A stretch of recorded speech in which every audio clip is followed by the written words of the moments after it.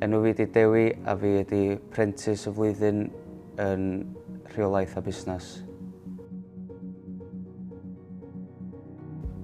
Dwi'n gweithio i Babcock yn RAF y Fali sydd yn cynnal a chadw awyrennau hawk T2.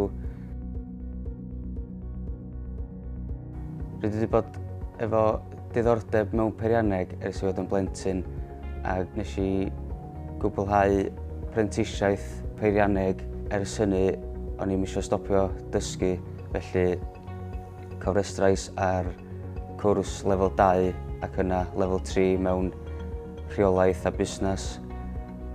A dwi'n meddwl bod o wedi helpu fi yn fy tasgau dyddiol yn y gwaith.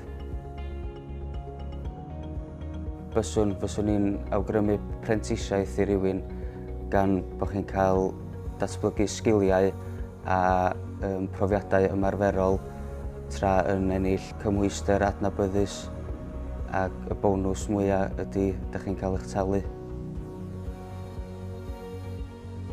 Fy nghynllun i'r dyfodol ydy cario ymlaen datblygu fy sgiliau i a gobeithio pasio yr gwybodaeth a profiadau dwi wedi cael i bobl eraill, boed nhw'n apprentice neu yn newydd i'r diwydiant yna, i'r gorau dwi'n gallu.